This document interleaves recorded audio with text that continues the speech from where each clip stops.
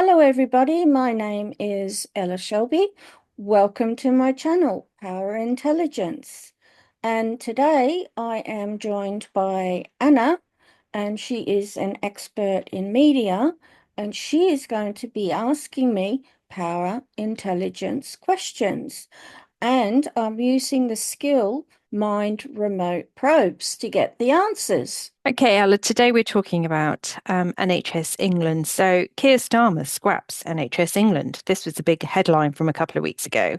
The NHS is the umbrella term for the publicly funded healthcare systems in England, Scotland, and Wales, established in 1984.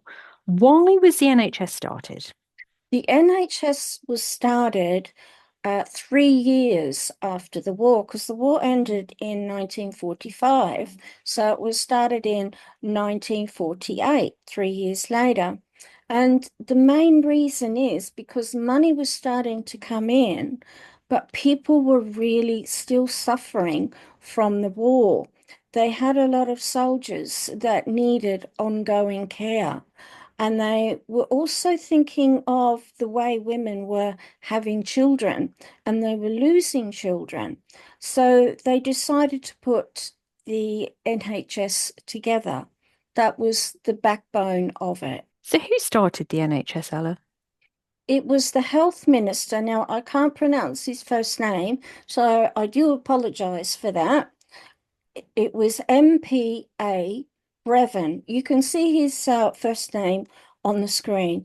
And he was a gentleman that used to go around looking at all the communities within England and seeing what was happening. And he thought we really do need to put money into helping our own people.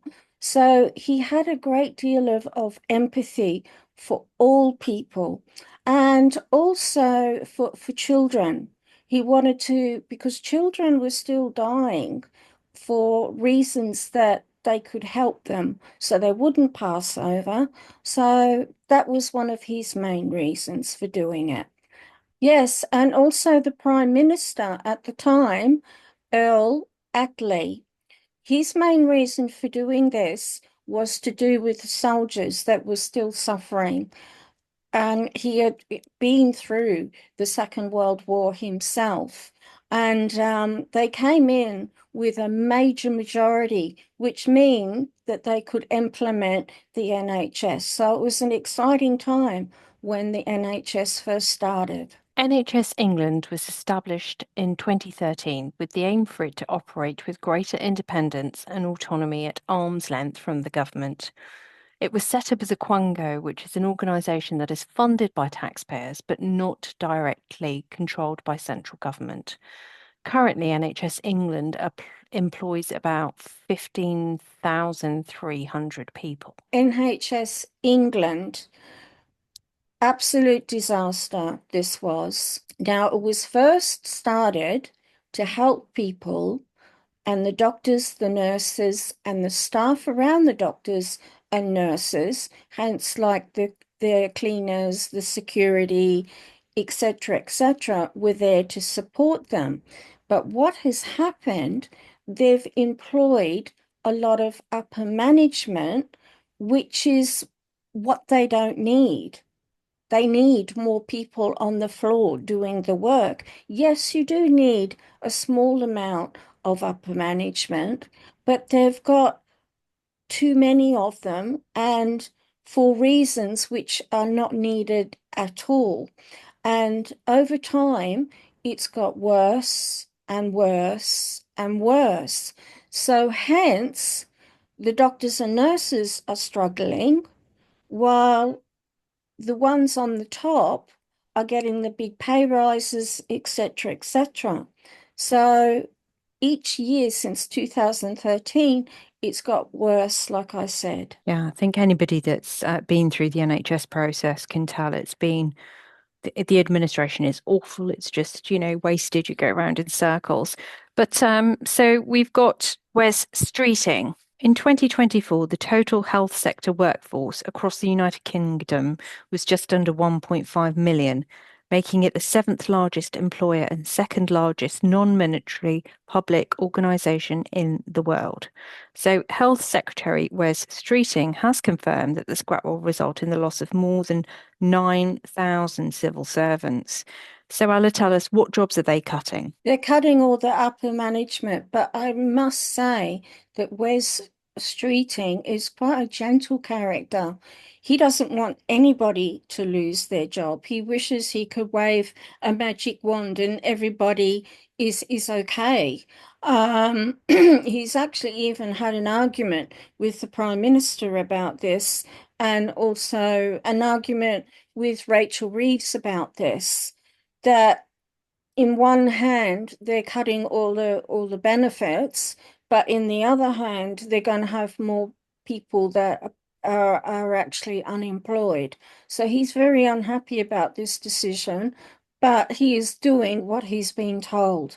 He has no option. So will this action of Keir Starmer's actually cut waiting lists? Yes, it will, because he's going to be pumping a lot more funding into doctors being qualified and nurses being qualified. That's what his aim is. So to get more people on the floor and out of management, so that basically the waiting list is going to go down. So, Bella, will your talents tell us, will this actually revive the NHS? Yes, it will. But what I do see coming in the future is that the next government will bring in a private healthcare scheme attached to the NHS to get the waiting list down even further. I do feel that as far as the people are concerned, the NHS will never ever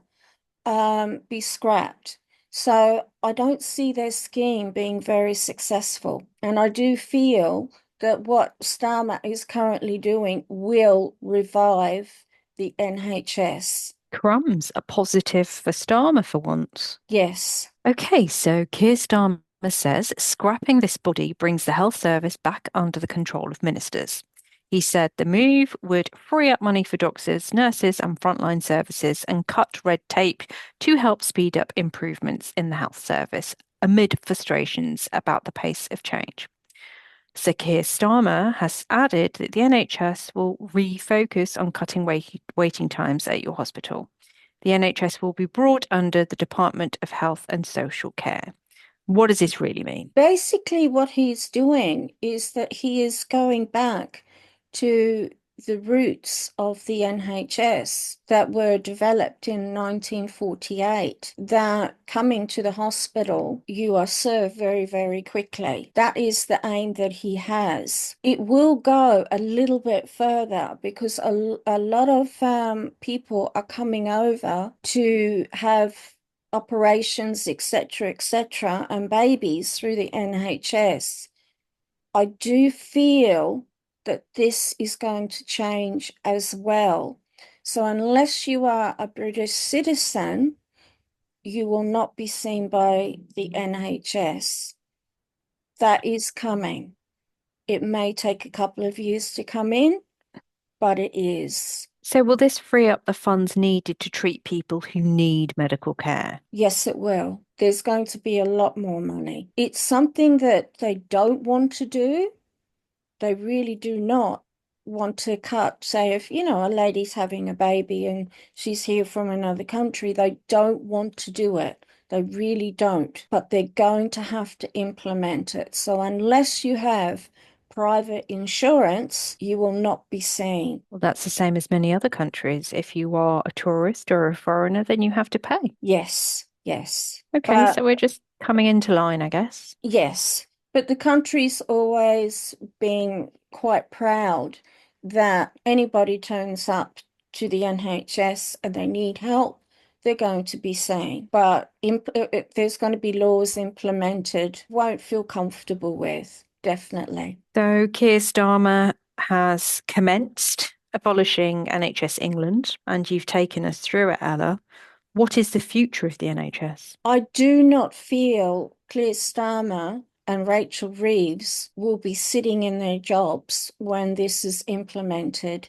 It is going to take a few years because we're talking about training doctors. That takes 7 years.